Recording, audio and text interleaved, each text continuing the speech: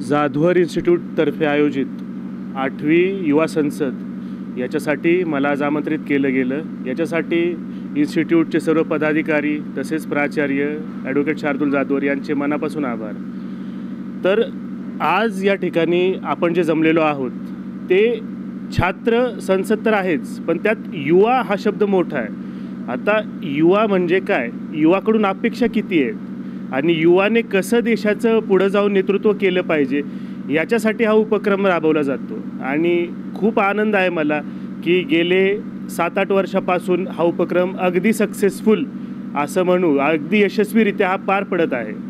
आणि असेच उपक्रम जाधवर इन्स्टिट्यूटतर्फे पार पडत राहावे, युवांना प्रेरणा भेटावी। आपल्याला युवांनी प्रशासनात यावं, राजकारणात यावं, कारण आजचा युवा हे उद्याचं भविष्य आहे। त्यामुळं जेव्हा युवा हा सक्षम होईल, सुदृढ होईल आणि महत्त्वाकांक्षी होईल, तेव्हा नक्कीच आपला देश पण महत्त्वाकांक्षी होईल।